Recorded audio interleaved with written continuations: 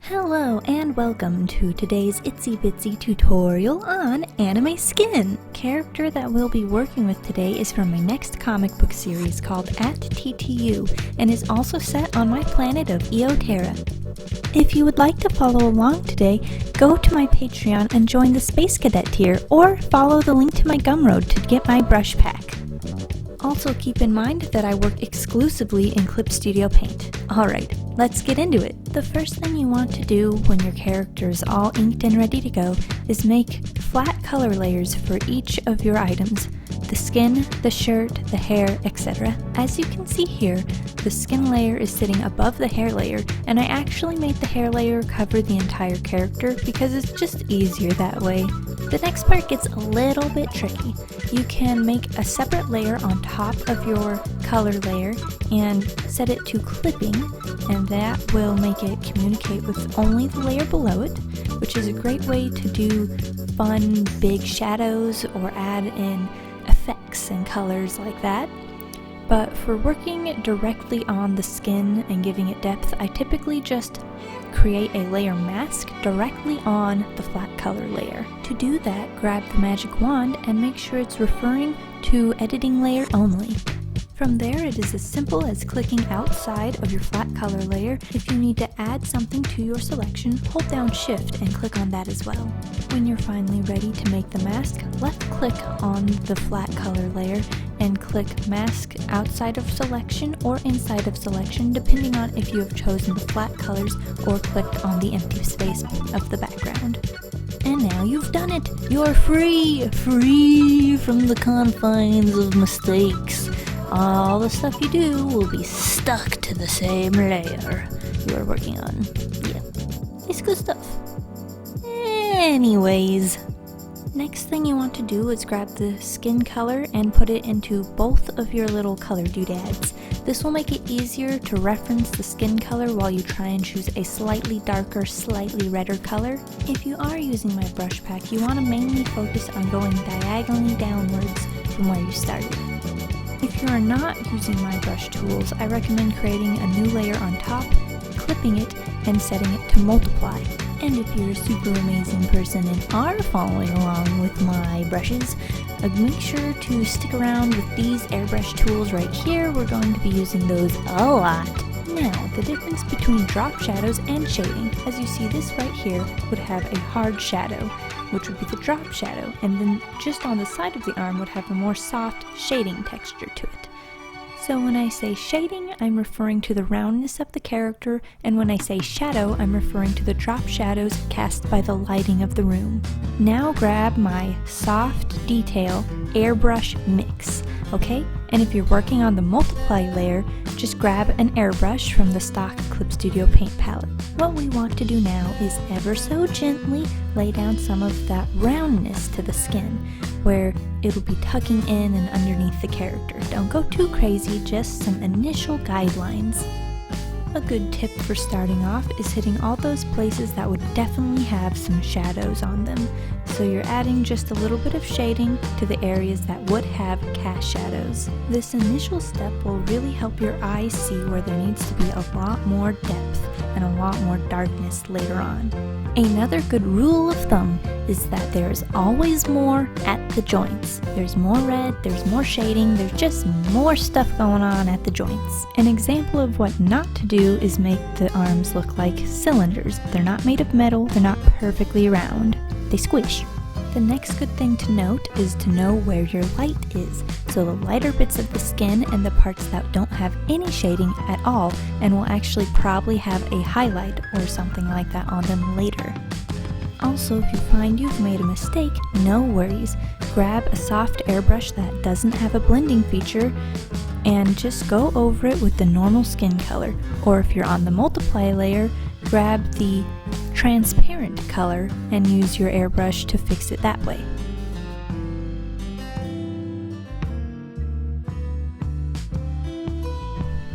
From here, you want to be sure to add more of those large details, and be sure when you're working on the hand to make the brush smaller and really get into those cracks and crevices and show the little details in the hand joints.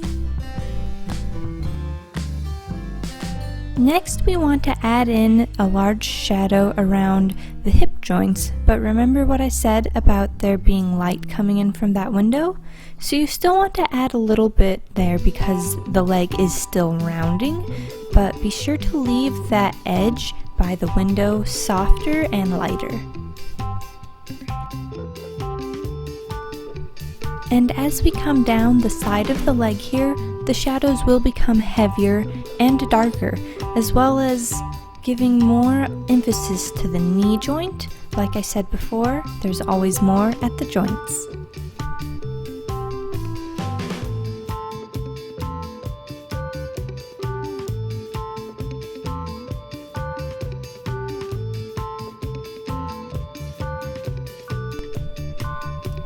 Now here in the inner part of the thigh, the shadow is going to be very heavy because the roundness is tucking in onto itself, and there's also a lot of cast shadows coming from the hand, the shirt, and the other legs.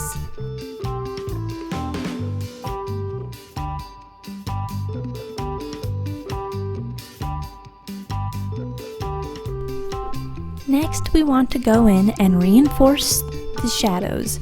You want to do that by making the lines harder and getting rid of some of that blending look. You don't want the blending to be too soft. You don't want it to look like a gradient everywhere, because then it will look metallic and strange. There's going to be parts that squish in and leave more hard edges, and that's what you want to do right now, is go through and add in some of those hard edges and reinforce all of those beautiful blending shades that you just put in.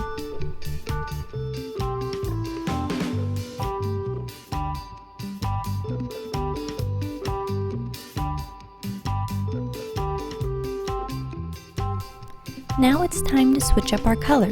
We want to get more of a purpley color to add to the skin tone, and we want to just add this color in and around and on top of things that we've already made, just to show that the difference in the hues of the skin.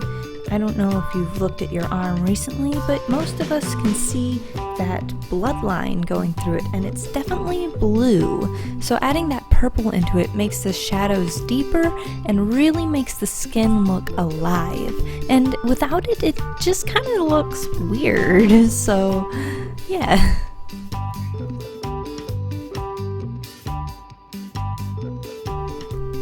And we're just very gently, very lightly brushing that on top of our deeper shadows and adding it to the joint areas. It's not something you want to overdo. It's just an accent. It just gives your shadow a gradient to make it deeper into the interiors of the squishy bits of the skin, if that makes sense. But you don't want to add it onto the kneecaps or any of the places that would be more red, because we'll be adding in red hues later. The darker bluish and purple hues go into the shadows as opposed to red hues, which will go on top of the highlights. Yeah, that's a good way to explain it.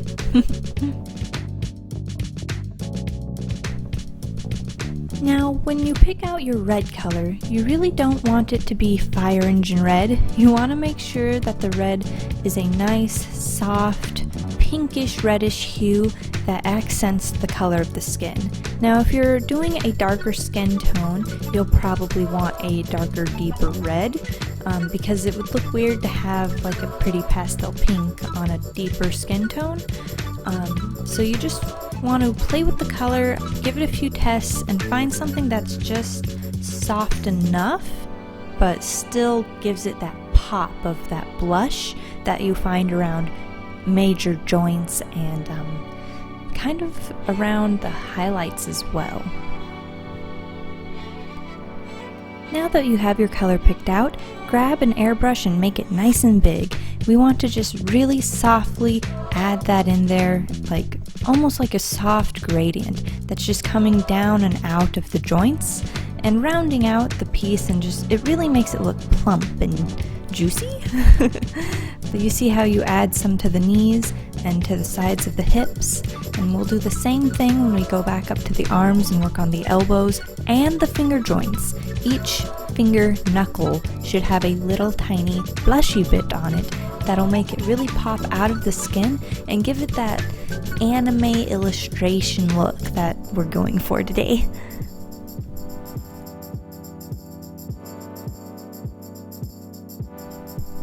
Now there is one spot where both the purple hues and the red hues meet up with your shadow, and that is going to be at spots where the skin is being pinched, because that brings out the blood.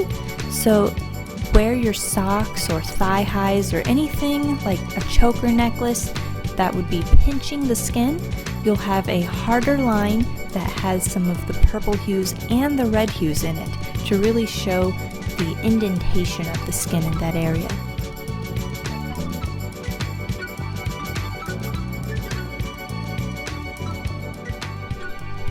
The next thing I do here is grab the Hair Jordan brush and put in even more hard lines. Now we're working specifically on the cast shadows. So anywhere there would be a cast shadow, we want to get a harder, deeper shadow line.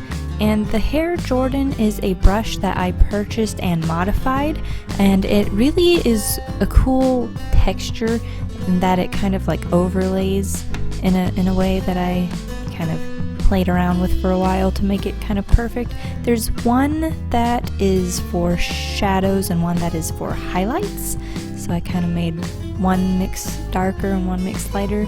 But anyway, brushes aside, you want to get a darker color and go through and add those specific cast shadows.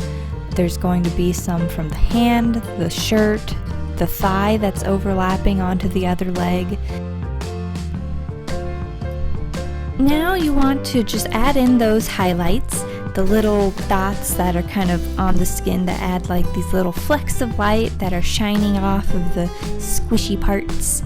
And I typically do this with a tone that is slightly lighter than the base pigment of the skin, and depending on the surrounding environment, it could be more of a blue light or more of a yellow light. In this case, I'm going with a slightly yellow light because of the wooden floor that would be reflecting the light from the window.